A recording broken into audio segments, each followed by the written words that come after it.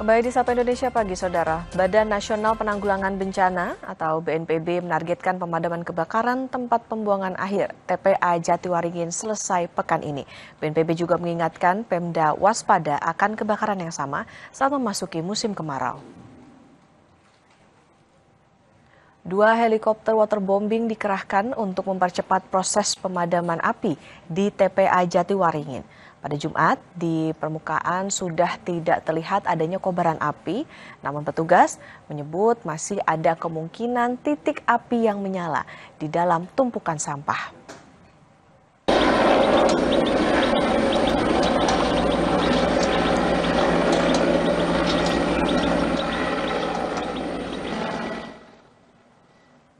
Material sampah yang didominasi bahan mudah terbakar serta angin kencang membuat api dengan cepat membesar dan meluas. Hingga Kamis malam, 7 dari 33 hektar luas TPA sudah hangus terbakar. BNPB mengingatkan, kebakaran TPA Jatiwaringin ini menjadi alarm agar kebakaran yang sama tidak terjadi di daerah lain ketika musim kemarau seperti saat ini. Kata BNPB, pada 2023 pernah terjadi kebakaran di 18 TPA saat musim kemarau.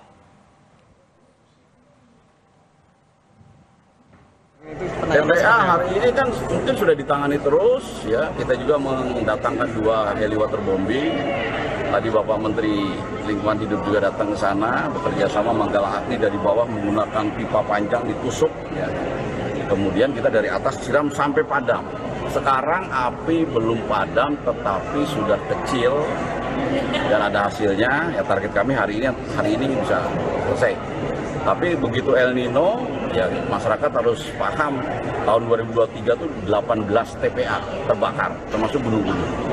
Nah, jadi ini sudah mulai alarm ya dengan adanya terbakarnya Jatiwaringin ini, TPA Jatiwaringin, agar masing-masing kabupaten kota yang punya TPA dicek betul, hati-hati betul ya, jangan sampai kasus Jatiwaringin juga menular di tempat lain.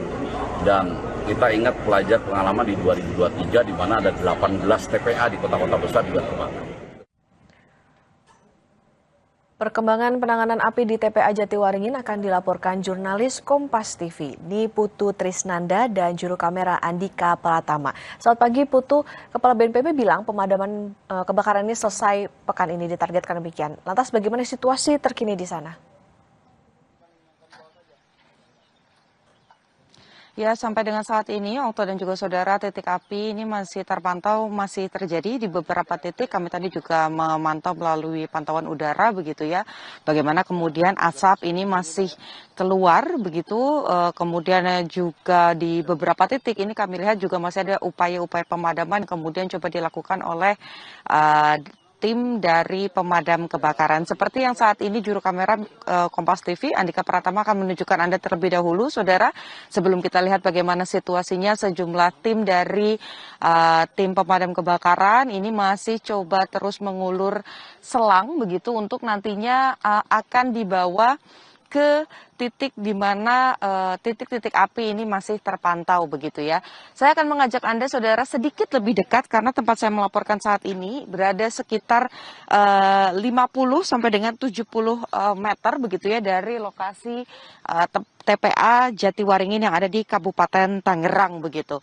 Anda bisa melihat bagaimana kemudian petugas begitu dari pemadam kebakaran ini sedang mengulur kabel untuk kemudian mengakses titik terdekat, karena memang ada 2 cara yang dilakukan untuk memadamkan kebakaran di TPA Jatiwaringin. Yang pertama, bagi titik-titik yang memang setidaknya masih bisa diakses begitu oleh tim pemadam kebakaran melalui jalur darat, ini akan coba dipadamkan dengan menggunakan selang. Tetapi untuk yang kemudian berada di tengah dan juga lebih jauh lagi di area dalam TPA Jatiwaringin, ini nantinya akan menggunakan metode waterbombing dengan helikopter, di mana kemarin BNPB sendiri juga sudah kemudian mengerahkan helikopter untuk kemudian mematikan api yang berkobar di TPA Jatiwaringin, di mana kalau kita bicara soal kebakaran di TPA Jatiwaringin sendiri, ini memang faktornya cukup banyak yang mempengaruhi kenapa kemudian proses pemadamannya ini cukup lama.